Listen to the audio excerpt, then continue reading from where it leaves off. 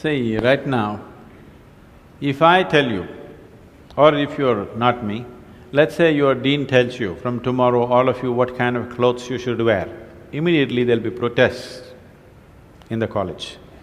If your dean goes further and says, everybody must eat only 4 idlis in the morning,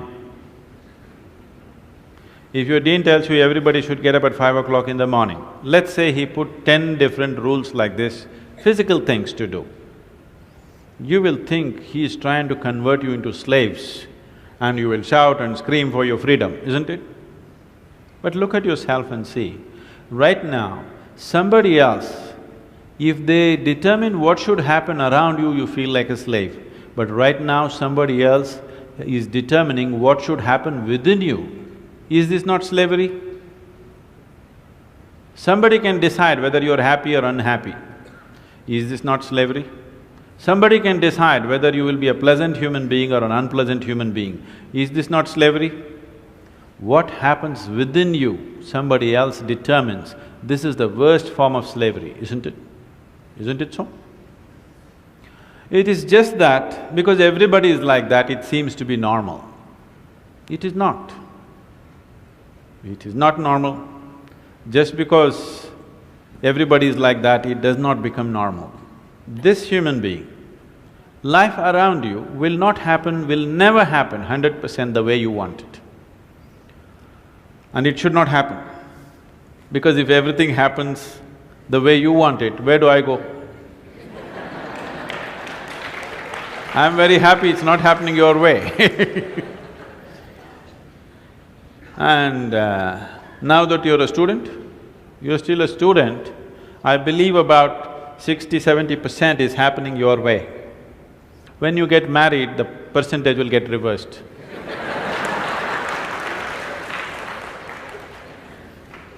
We don't know.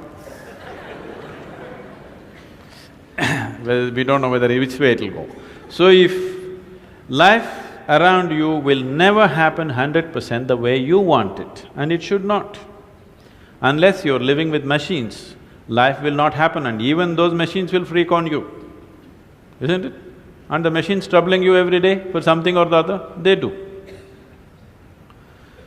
So, outside will never happen 100% the way you want it, and if your happiness or your joyfulness, or let's not use all these so many words, essentially it is pleasantness versus unpleasantness. For pleasantness we have many names, we call it peace, happiness, joy, bliss, ecstasy. For unpleasantness we have many names, stress, anxiety, fear, tension, whatever else, madness, whatever. Pleasantness versus unpleasantness. If your pleasantness is dependent upon what happens around you, the chances of you being pleasant all the time is remote, isn't it? In the very nature of things, it's not possible. Only if you are able to create a distance between this and that, it is possible in the sense, whenever things don't work, there is a habit in lots of people, they will look up, upar wala. Isn't it? The whole world is looking up. Looking up. See, you know the planet is round? You know this? Okay. The planet is round and you're not sitting on top of the North Pole, you're sitting in Chennai, here in the tropical climate, and the damn planet is spinning. So if you look up, you're always looking up in the wrong direction. Isn't it? You're invariably looking up in the wrong direction, isn't it so? Maybe at a certain moment of whatever Greenwich Mean Time, 0 hours, when you looked up, maybe you hit the heaven. Rest of the time you're always looking in the wrong direction. Isn't it so? So in this cosmic space, is there somebody who knows which is up and which is down? Does somebody know? Huh? Is there somewhere, is it marked this side up? Nobody knows which is up, which is down, it's just an assumption, isn't it? Do you know really which is north, which is south? In the real sense, do you know what is north and south? It is just for our convenience, we just fixed it, isn't it? Yes or no? Do you know what's east and west? No. Do you know what is forward and backward? You do not know. None of these things you know. There is only one thing you can be certain of right now, this is, you know what is outward, what is inward. This one thing you're sure, isn't it? This is inward, this is outward. This is the only privilege you have.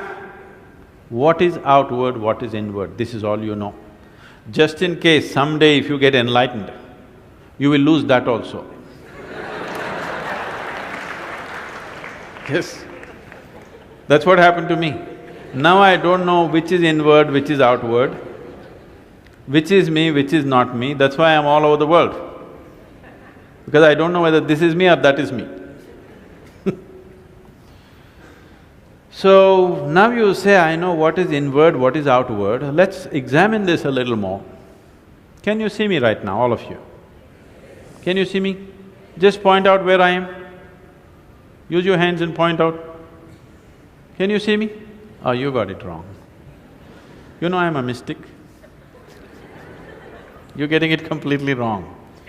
Now, this light is falling upon me, reflecting, going through your lenses, inverted image in your retina, you know the whole story, right?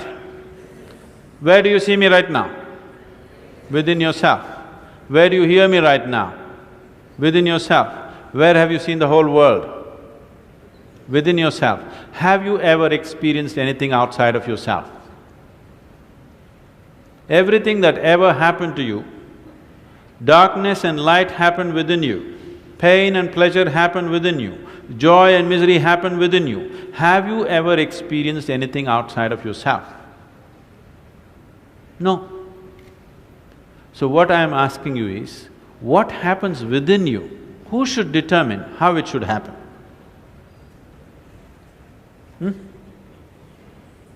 What happens within you? Who should determine how this should happen? Somebody else? Definitely you should determine what should happen within this, isn't it? So if you determine what's happening within this, your whole experience of life will be determined by you, nobody else but you, isn't it? The events around you may not be determined by you, but how your experience of life is on this planet is 100% determined by you if you take charge of this. If you leave it loose, just about anybody will determine it. They will, not consciously, they also like you by accident. This world is as it is for all of us. How you wish to see it will determine your level of happiness. There was a grandfather living in Hyderabad. When grandmother passed away, he said what to do. Should I spend 3 months with each of my children through the year? Rather than trouble them, let me stay in an old age home. So he found a good old age home in Hyderabad and went to speak to the manager that I'd like to purchase an apartment here. The manager finalized the contract, selected the room for him, and then he said to the nurse, "Show grandfather his new room." The nurse accompanied grandfather, guided him to his apartment, and she was cheering him up on the way. "Dadaji, you know this room of which we have got for you, it has got a brick fireplace that looks so nice." Grandfather said, "I love it." The nurse said, "Dadaji, we have also got a Persian carpet there, and the design is so exquisite." He said, "Fantastic." The nurse said, "Dadaji, there's a Chinese vase with flowers in it." He said, "I just love it." The nurse said, "Dadaji, you have not even seen that apartment as yet. how can you say that you love it? He said, look, my child, whether I love it or not does not depend upon the apartment. It depends upon me. Think about it very carefully. He is saying whether I love it or I don't love it does not depend upon the apartment. It depends upon me. So similarly in this world, you choose to be happy or you choose to be unhappy does not depend upon the situations. It just depends upon the choices that you make. And when we are unhappy, we are the ones who are choosing to be unhappy. What does that mean? It means there are two realities in existence. One is the objective reality. The other is the subjective reality. The objective reality is the world made of earth, water, fire, air and sky. That is the same for us all. The subjective reality is how we are looking at it. So if we are unhappy, the defect is not in the world. The defect is in our perspective. And if we wish to become happy, all we need to do is to change our thoughts. It is so simple. We are always struggling with the outside. Unless this person changes, I cannot be happy. Unless my boss's behavior becomes different, I cannot be happy. Unless this patient responds in this manner, I cannot be happy. We are assuming that the key to our happiness is on the outside. And the moment that is our assumption, then people and circumstances can switch us on and switch us off. But if we take away the key which we have given to others and keep it with ourselves, we can always choose our happiness.